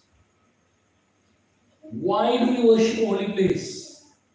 Because in that place, someone has done a great sacrifice. That's why that place becomes holy. So wherever across India, if you go, there's any holy place, you should know somebody has done a sacrifice there. And we are celebrating and worshipping that sacrifice. That's the mood of sacrifice that has happened over there. So Ram and Sita, they slept on the floor over there. And Bharat felt so bad. All the citizens of Ayodhya, they crying like anything. And in that great agony, Bharat took some vows. Bharat took a vow that from today onwards, I am going to stop eating any kind of opulent food. I am going to stop sleeping on the floor also. Because Ram slept on the floor. Because Ram slept on the floor, I am going to sleep 12 feet below the floor. So Bharat didn't even sleep on the ground. He slept 12 feet below ground level. We'll actually go to a place known as Nandigram today, where Bharat stayed for 14 years. There is actually a cave, small, opening into the ground. Where Bharat stayed for 14 years. You'll actually get to go inside.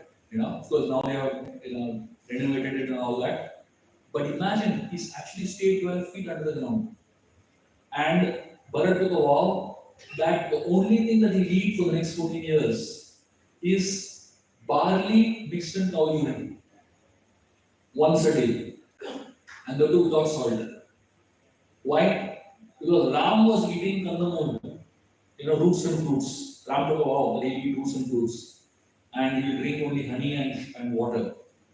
Bharat says, I can't even eat that. I have to go one level lower. So he only ate once a day barley soaked in cow urine. And Bharat took a vow that I will not wear royal clothes. He wore the same clothes that Ram and Lakshman wore. And there, Bharat matted his hair, just like Ram and Lakshman matted their hair. When Paitri heard all the vows of Bharat, she collapsed on the ground.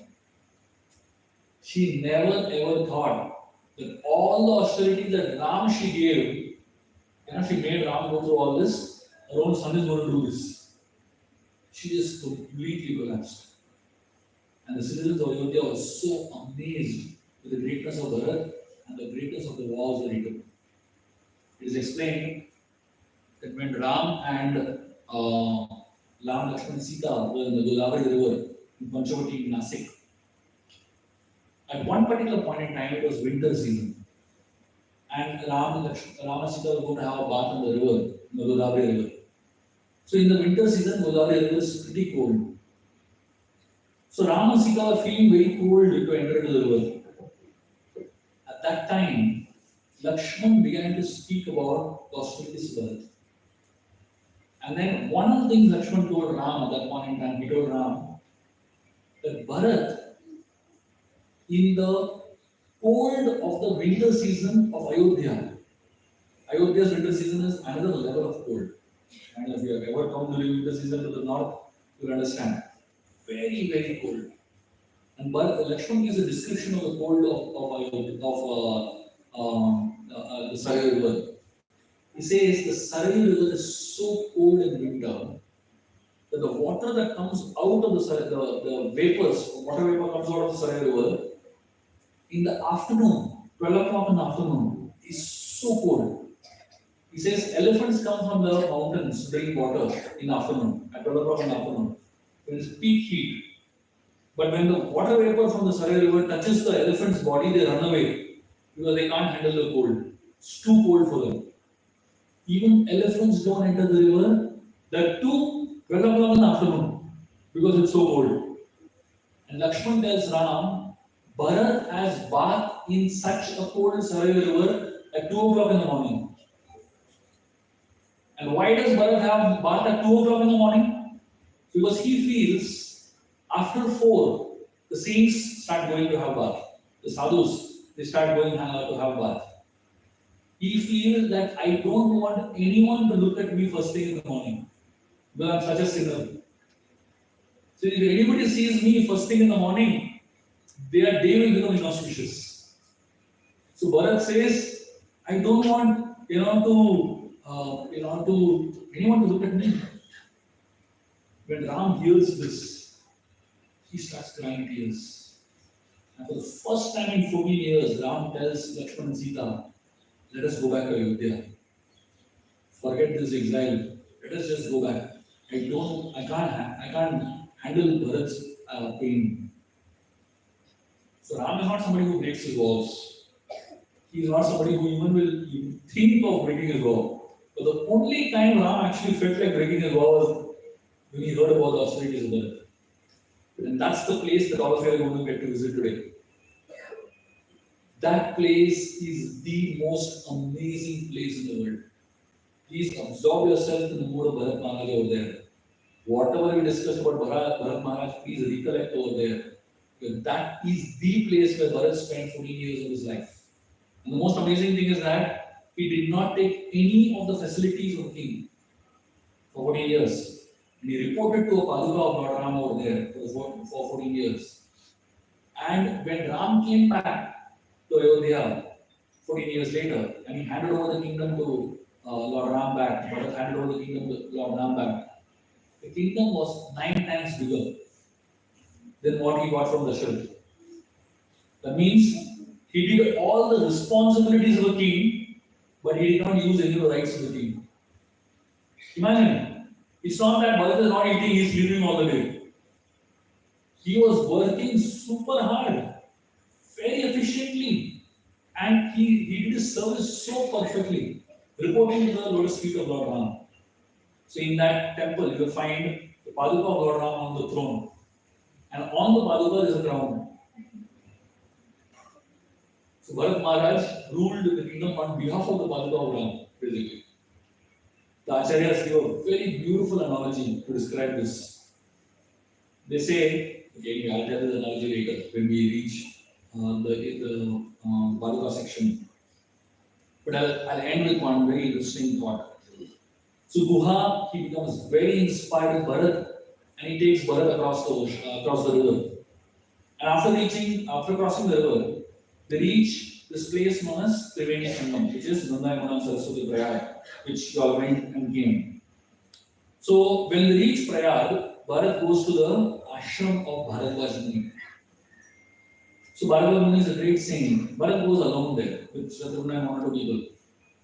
Bharadwaj Muni, he looks at Bharat, and the environment in Bharadwaj Muni is sitting is very interesting.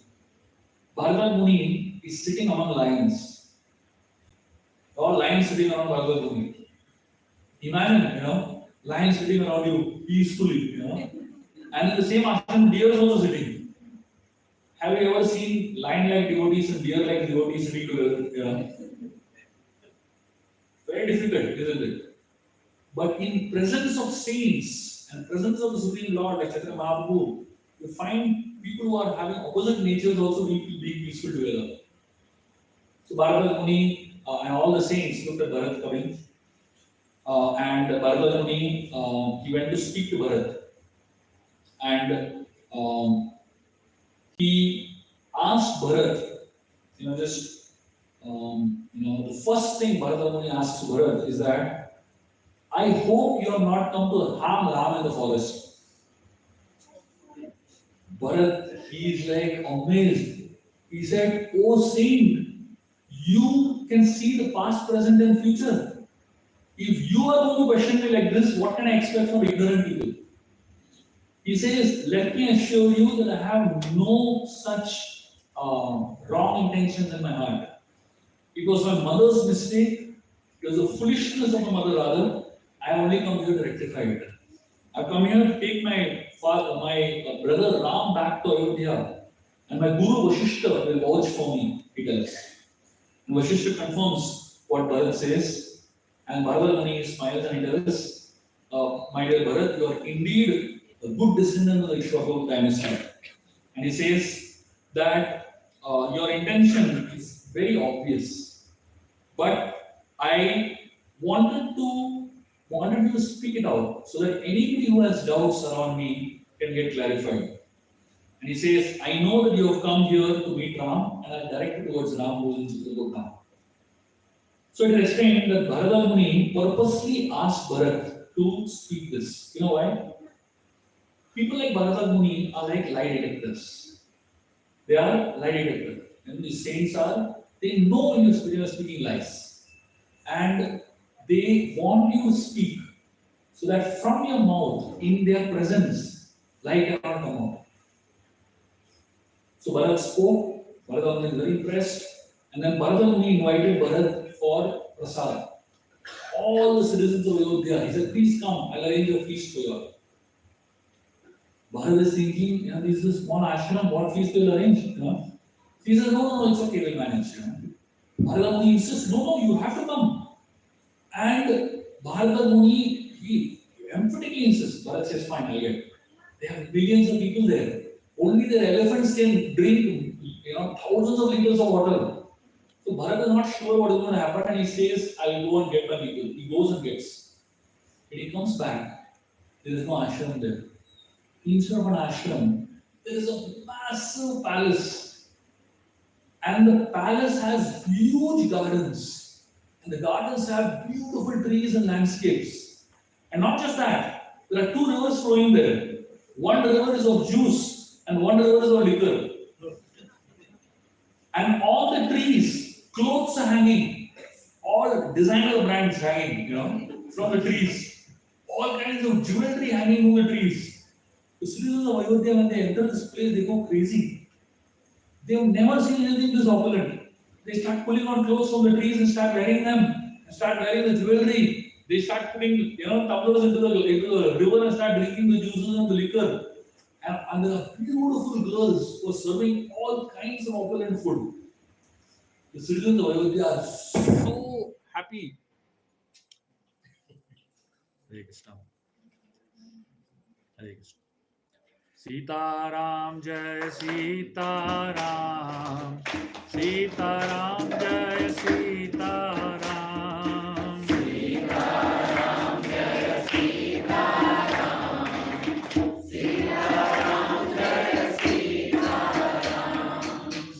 Sitaram Jaya Sitaram. Sitaram Jaya Sitaram. Sitaram Jai Sitaram. Sitaram Jai Sitaram. Sitaram Jaya Sitaram. Sitaram Jaya Sitaram. Sitaram Jai Sitaram. Sitaram Jai Sitaram. Sitaram Jaya Sitaram. Sitaram Jaya Sitaram. Raghupati Radhava Raja Ram. Patita Pavana Sitaram. Ragupati Raghava Raja Ram. Patita Pavana Sitaram. Raghupati Radhava Raja Ram. Patita Pavana Sitaram. Ragupati Raghava Raja Ram. Patita Pavana Sitaram. Sitaram Jai Sitaram. Sitaram Jai Sitaram. Sitaram Jaya Sitaram. Sitaram Jaya Sitaram. So all the citizens are just enjoying themselves like anything. And somebody invites Bharat into the palace. So Bharat walks into the palace, and in the palace is a huge throne right on top of the steps. And Bharat is escorted to the throne. And they ask Bharat to sit on the throne.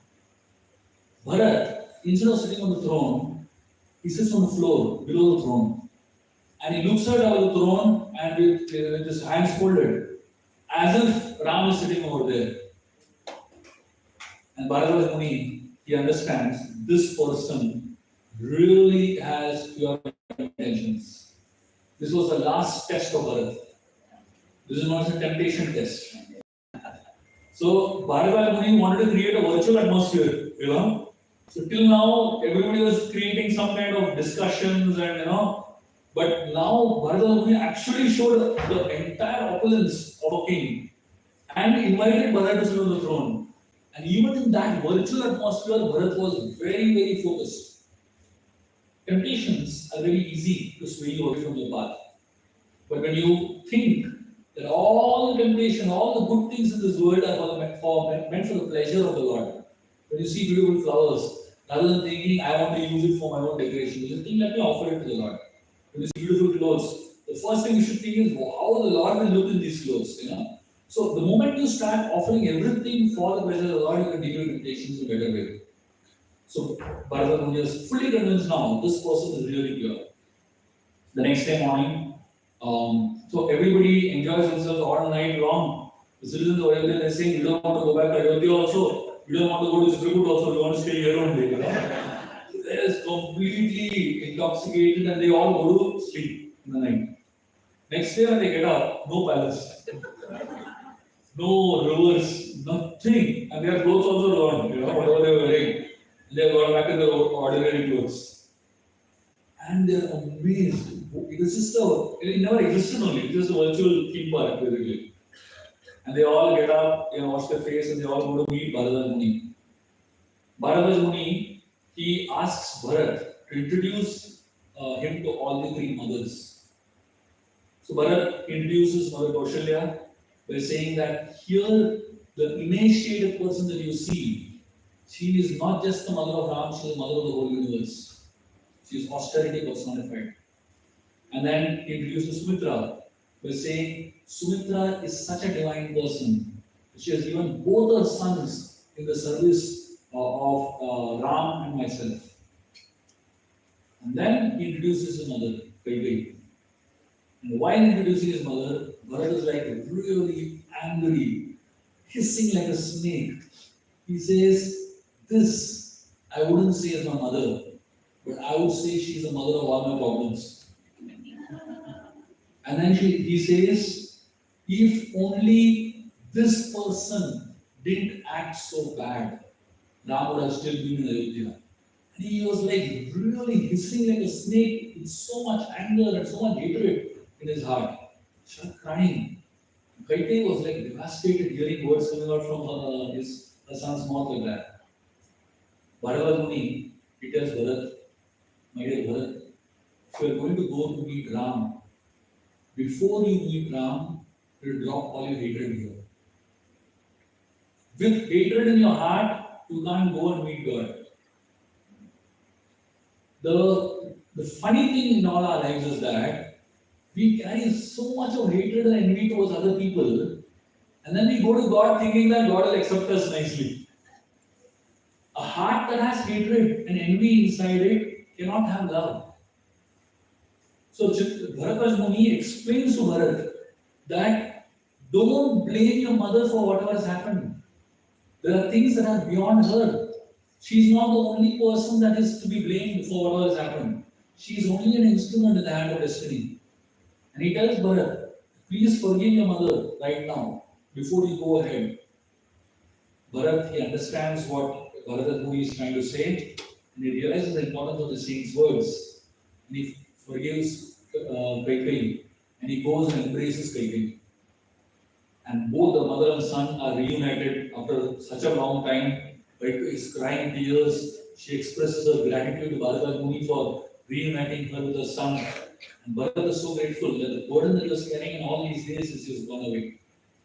And now Bharadwaj Muni tells him the route to go to meet Lord Ram. This is a process of devotion.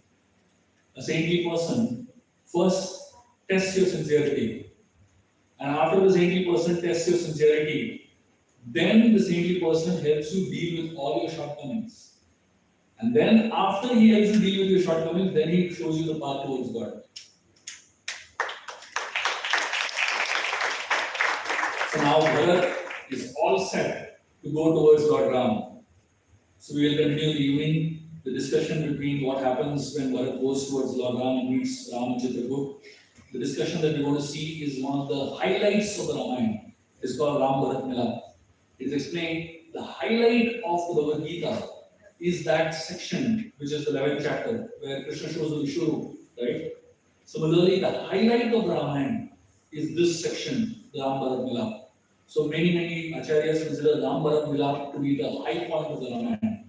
So we're going to have an entire detailed discussion of Ram Bharat Milap today evening. So please do come for the Katha. We will go into great details of the beautiful discussion between Ram and Bharat, which is actually what we call as Ram Rajya. So if anybody wants to understand what exactly Ram Rajya is, this discussion is the answer. Thank you very much. Hare Krishna.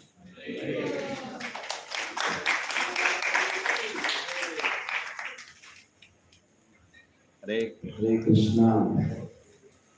Let us thank His grace, Shubha, who again many times with loud and enthusiastic Hari.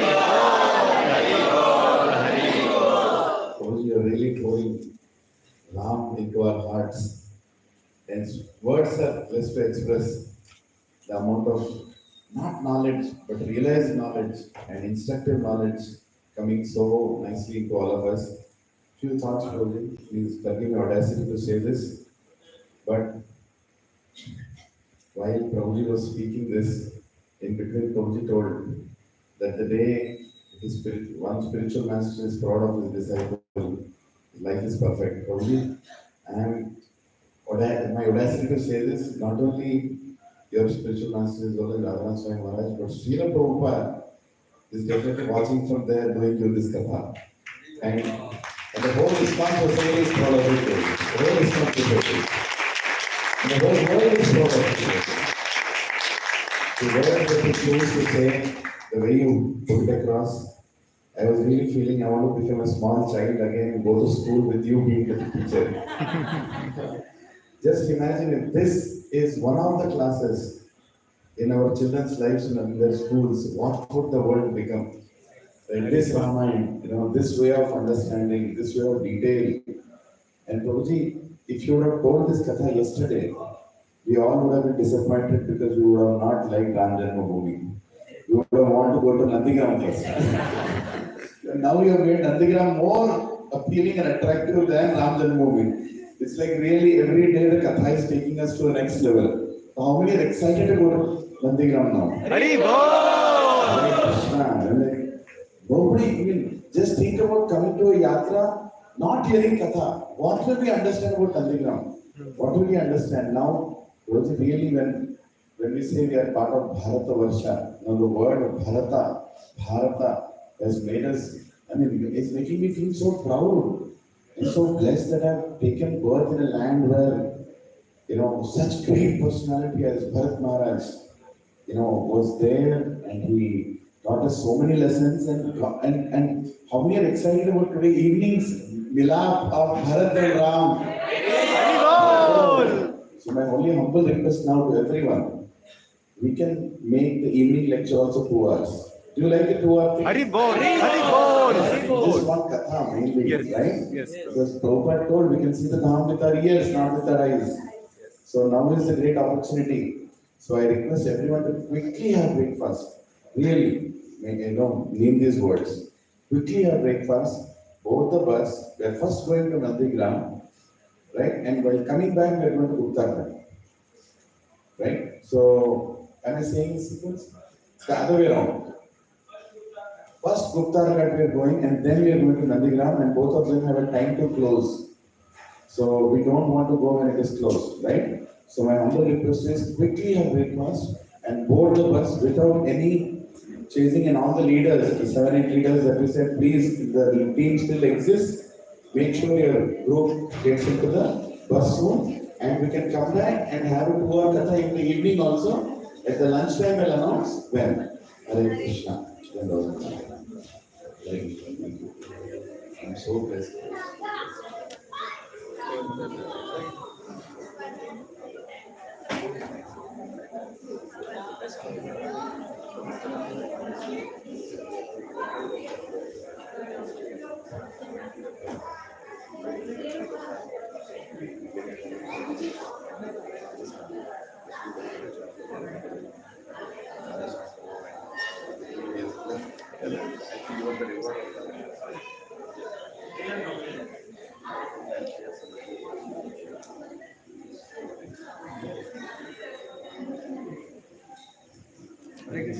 Thank you very much.